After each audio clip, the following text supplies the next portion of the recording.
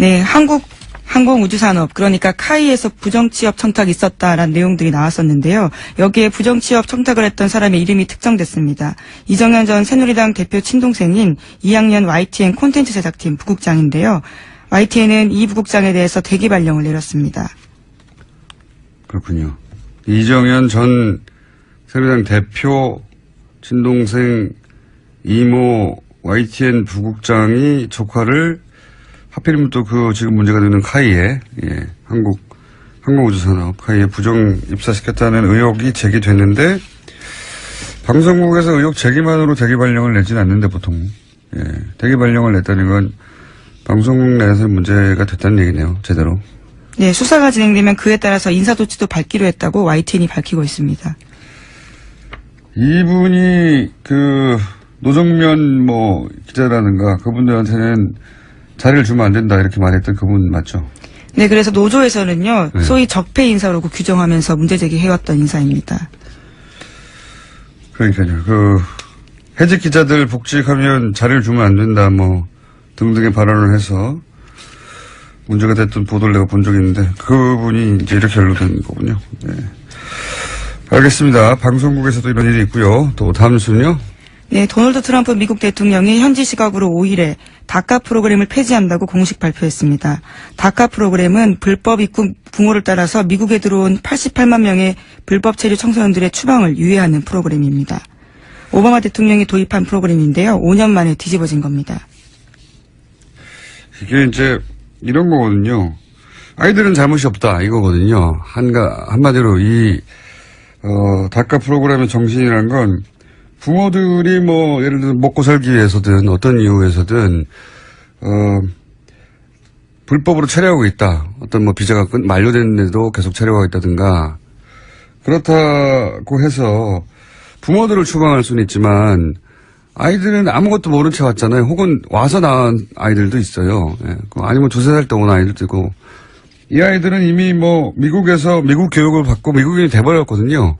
이 아이들은 아무 죄가 없다. 그러니까 인도주의적 차원에서 유예하자. 추방에 대해서 이런 프로그램이고 사실 유럽에도 많이 있어요. 네, 최소 5년을 살면 드리머라는 이름을 불러주면서 그런 추방을 유예하는 거죠. 그래서 이제 불법을 저지르지만 않으면 죄를 짓지만 않으면 취업을 할 기회도 주고 그렇게 프로그램을 만들었는데 이제 오바마 때 만들었는데 유럽에서는 이미 이런 게 있었었고 근데 이제 미국에서도 오바마 때 이게 만들어졌는데 다카 프로그램이라고 이걸 트럼프가 이제 다 상관없다. 다 나가라 그냥. 다카 프로그램이 불법이라고 주장하면서 지난 대선에서도 공약을 했고요. 그래서 지금 6개월 동안의 폐지 유예 기간을 가지고 의회가 후속 입법 조치해달라고 이야기했습니다. 그러니까요. 이게 이제 이 인원들 중에는 사실은 미국 자체가 이렇게 해서 만들어진 나라 아닙니까? 이민자의 나라죠. 네. 자기들끼리 처음에 와가지고 인디안한테서 땅 뺏어서 만든 나라잖아요. 트럼프 본인도 이민자예요. 예. 아버지 세대지만. 가족들이 다 그렇죠. 독일에서 그것도. 본인이 독일에 왔다는 건 숨겼죠, 처음에는. 예. 재밌습니다. 트럼프 대통령. 몹쓸 사람입니다. 제가 보기엔. 저는 정부에 있는 사람도 아니고, 제 생각이 그러니까 그냥 말할 수 있죠. 예. 몹쓸 사람입니다. 제가 보기엔 아주.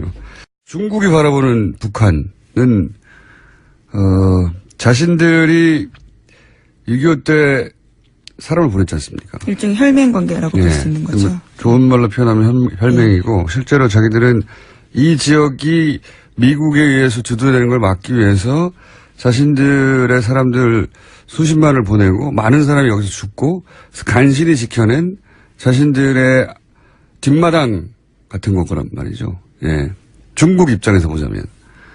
자기들이 이렇게 어렵게 확보한 뒷마당인데 이걸 미국이 압박한다고 해서 중국과의 관계, 중국이 북한과의 관계도 다 버리고 그럴 수는 없다는 인식이 또 있어요. 오랫동안 자신들이 지켜온 자기들이 피를 뿌려서 지켜온 뒷마당이다. 이런 인식이 중국한테는 있기 때문에 굉장히 어려운 문제인 것 같습니다. 이런 어려운 국면에 사드까지 이 땅에 들어와 있으니까 이미 그것도 대선 기간 동안 몰래 들어와 있으니까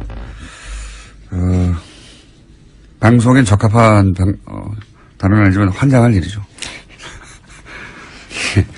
예, 적합하지 않습니다. 적합하진 않지만 예. 적절한 표현이 생각이 안 납니다. 그 이상은 환장할 일입니다. 예. 그런 어려운 국면에 처해 있고 러시아도 사실 예상대로 여기서 북한을 더 몰아붙일 수 없다라고 답변을 한 것이고요. 이 가운데 더욱 사태를 어렵게 만드는 것은 또 트럼프예요. 예. 예, 무기 판매와 관련한 이야기들을 계속하고 있습니다. 네, 자기 잘했다는 거죠. 이 어려운 국면에 우린 지금 전쟁 나느냐 마느냐 이러고 있는데 트럼프는 이제 전쟁 위기를 고조시키는 발언을 계속해서 장사를 잘했다. 이제 이런 얘기를 했어요. 한국, 일본의 군사 장비를 표현도 참 구매하도록 허용할 것이다. 예. 그죠? 예, 자신의 트위터에 남긴 내용입니다. 이것도 무슨 성명으로 발표한 게 아니라 트위터에 썼습니다. 트럼프 대통령은 참 믿을 수 없는 사람인 게 서로 정상 간 얘기할 때 주고받는 게 분명히 있죠. 어느 일방이 이익만 보는 거래는 국가 간에 절대 없기 때문에 무기 얘기도 했겠죠. 뭐 이 기회에 우리가 필요한 것도 사기도 하고 혹은 트럼프 입장에서는 팔기도 하고. 그런데 그 상대국 입장 정리가 되기 전에는 서로 조용히 해주거나 묻어주거나 뭐 이래야 되지 않습니까? 보통 이런 거래를 하고 나서는. 근데 그냥 자기가 유리할 때 그냥 트위터에 그것도 틀림없이 모바일 폰으로 몇 줄 썼겠죠. 예, 전례도 있는데요. 핀란드와의 무기 거래와 관련해서도 이 똑같은 상황이 있었다고 합니다. 네. 그리고 뭐 다른 정상과의 대화력도 많이 유출됐죠. 실제로. 굉장히 이기적이고 즉흥적이고 이걸 이제 우리나라에서는 관종이라고 표현해요. 관종. 그것도 적절한 용어. 뭐 어떻습니까? 예, 관종이 예. 맞는데. 네. 네. 관심에 목말라 하는 일국의 대통령이 국가 간에 은밀하게 이야기된 내용을 바로 당일날 트위터에 쓴다는 건 있을 수 없는 일이거든요. 성명을 발표하는 것도 아니고 상대에 대한 예의나 수고 같은 건 뭐 전무한 겁니다. 이건 국가 원수가 아니라 그냥 개인으로도 상대 못할 사람이에요. 제가 보기엔 뭐 이런 사람이 다 있어요. 심지어 구체적인 규모까지 이야기했는데요. 구매 규모는 상당히 증가한 양이 될 것이다 라는 내용도 트위터에 썼습니다. 그러면서 FTA는 폐기하자고 하고, 예. 그리고 또 군사적 옵션은 첫 번째가 아니다고 또 말을 바꾸긴 했어요. 또 말을 바꾸는 건 한두 번이 아니지만 참 상대하기에 나쁜 사람입니다. 믿을 수 없는 사람입니다. 예. 뭐 미국 내에서도 그런 평가를 받고 있지만 한국과 관련된 일들이 벌어질 때마다 야 믿을 수 없는 사람이구나 하는 생각을 점점 할 수밖에 없습니다. 자. 이런 일들이 벌어지고 있고요, 현재. 다음 뉴스는요? 예, 댓글 관련된 소식도 계속 전해드리고 있는데 이번에는 군 관련입니다. 2012년 국군 사이버사령부의 정치 댓글 공작에 대한 재조사가 시작됐는데요. 이 와중에 군의 최초 수사 때 조직적인 증거인멸이 있었다라는 증언이 나왔습니다. 2013년 의혹이 불거지고 국방부가 조사에 착수하자 곧바로 증거인멸이 시작됐다라는 건데요. 한번 폭로한 적이 있는 김기현 씨, 그러니까 댓글 부도인 심리전단의 당시 총괄기획과장을 지냈던 사람의 증언입니다. 이걸 이제 수사를 하려고 했더니 증거를 인멸하기 시작했다는 증언인데 요 증언은 저희가 KBS 취재를 했던 해당 기자가 3부에 나와서 잠깐 직접 전하기로 하겠습니다. 자, 다음 뉴스는요? 네, 관련된 뉴스가 또 있는데요. 사이버사가 2012년 2월 달에 김관진 당시 국방부 장관 결재를 받아서 A4 용지 5장 분량의 2012년 사이버전 작전 지침을 청와대에 보고했다라는 내용입니다. 이깁 군사 기말인 이 문건에는요. 19대 총선과 18대 대선 등 급변하는 정세에 맞춰서 사이버 심리전을 계획해야 한다라는 내용이 있다고 합니다. 저는 이 문건이 하나씩 나올 때마다 아니 군이 왜 총선과 대선을 걱정하면서 심리전을 준비합니까? 군대가 아니었어요. 이 보수 정권이 맨날 안보 하는데 이게 무슨 안보예요. 권력이 자기 권력을 놓지 않으려고 예. 국정원이고 군이고 다 심부름센터로 만든 거 아니에요. 그게 이제 문서로 그런 심증만 있다가 문서로 이제 하나씩 나오는 거죠. 군이 왜 19대 총선 18대 대선을 대비해서 심리전을 계획했다고 그걸 청와대에 보고를 해요. 예. 국방장관 결재를 받아가지고 참네. 그런데 그때 참여했던 그 책임자들 사이버 사령부는 집행유예 예. 예, 당시의 사령관들 같은 경우에는요, 집행유예와 선고유예를 각각 받고 예. 있는 상황입니다. 아직 2심이 계류 중이긴 한데 1심에선 그렇게 아주 낮은 형이 나왔습니다. 예. 뭐 죄도 아닌 것이죠, 이건. 집행유예. 자, 그런 문서들이 나오고 있습니다. 자, 다음 뉴스는요?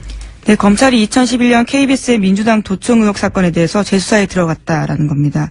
2011년 KBS 장모 기자가 민주당 대표회의실을 몰래 녹음해서 한성교 당시 한나라당 의원에게 내용을 전달했다라는 의혹인데요. 당시 보도 책임자였던 고대영 사장은 2015년 인사청문회에서 해당 의혹을 부인한 바 있습니다. 하지만 지난 6월 달에 언론노조 등이 다시 고발장을 냈고요. 검찰이 재수사에 착수한 겁니다. 좀 오래된 뉴스인데 이것도 역시 이명박 정부 시절이에요. 예, 이명박 정부 시절에 야당이 대표실에서 야당이 모여서 이제 회의를 하는데 그거를 이제 KBS 모 기자가 몰래 녹취를 했고 그거를 여당의 의원한테 건네줬다는 거죠. 예, 그래서 그 내용을 그대로 읽었습니다. 한성교 네. 의원이요. 그래서 이게 도대체 어떻게 알았냐 하다 보니 그때 뭐 벽치기라는 얘기도 나오고 예, 벽치기라는 건 기자들이 이제 못 들어가니까 벽에다가 귀를 대고 원시적인 방법으로 아주 예. 기가 좋아야지만 가능한 내용이죠. 그렇게 했다고 했다가 결국은 알고 봤더니 이제 몰래 녹취를 한 것으로 드러났는데 증거가 없다고 해서 무혐의가 됐죠 그때는. 그러니까 뭐 앞에 이어지는 뉴스라고 봐요. 예. 국정원도 정권 권력이 자기 정권을 지키기 위해서 동원이 됐고 군도 선거에 이런 식으로 개입을 했고 공영방송의 기자도 사실 야당 도청을 해서 여당에 제공하고 뭐 이런 일이 있었던 거죠. 예. 예, 그래서 당시 그 해당 기자한테 자택 압수수색까지 들어갔었는데요. 휴대폰과 노트북이 없었습니다. 자신을 잃어버렸다고 주장하면서요. 제대로 수사가 진행되지 않았던 거죠.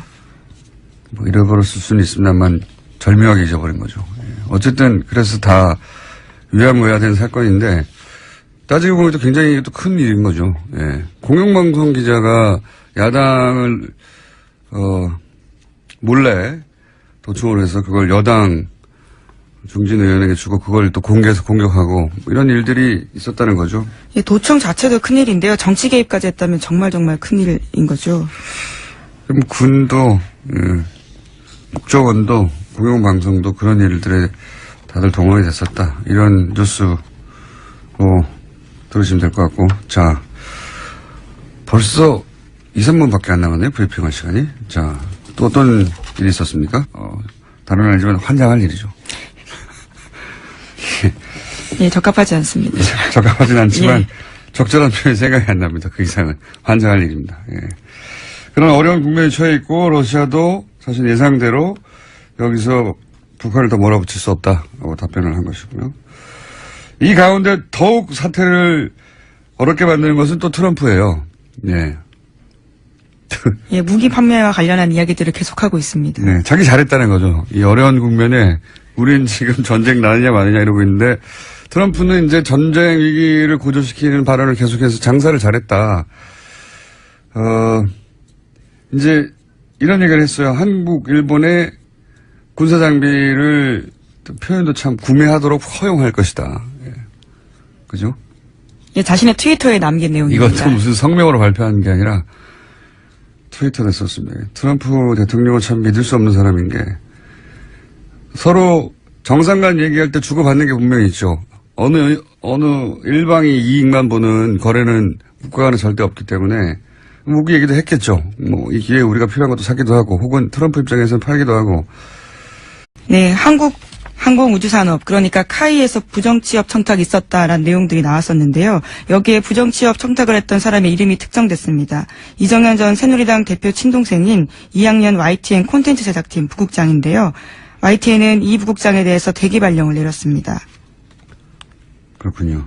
이정현 전 새누리당 대표 친동생 이모 YTN 부국장이 조카를 하필이면 또 그 지금 문제가 되는 카이에 항공우주산업 카이에 부정 입사시켰다는 의혹이 제기됐는데 방송국에서 의혹 제기만으로 대기 발령을 내지는 않는데 보통 대기 발령을 냈다는 건 방송국 내에서 문제가 됐다는 얘기네요. 제대로.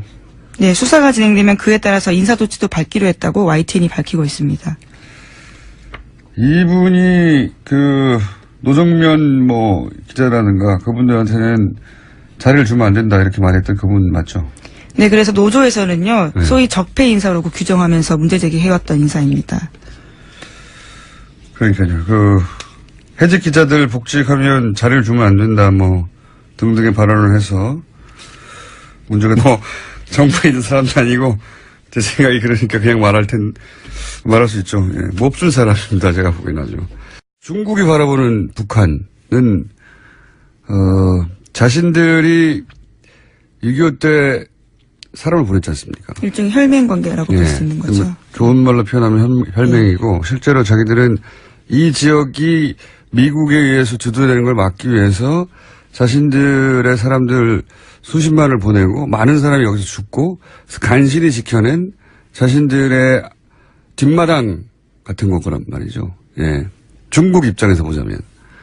자기들이 이렇게 어렵게 확보한 뒷마당인데 이걸 미국이 압박한다고 해서 중국과의 관계, 중국이 북한과의 관계도 다 버리고 그럴 수는 없다는 인식이 또 있어요. 오랫동안 자신들이 지켜온 자기들이 피를 뿌려서 지켜온 뒷마당이다. 이런 인식이 중국한테는 있기 때문에 굉장히 어려운 문제인 것 같습니다. 이런 어려운 국면에 사드까지 이 땅에 들어와 있으니까 이미 그것도 대선 기간 동안 몰래 들어와 있으니까 방송엔 적합한 방대했던 보도를 내가 본 적이 있는데 그분이 이제 이렇게 연루된 거군요. 네. 알겠습니다. 방송국에서도 이런 일이 있고요. 또 다음 뉴스는요.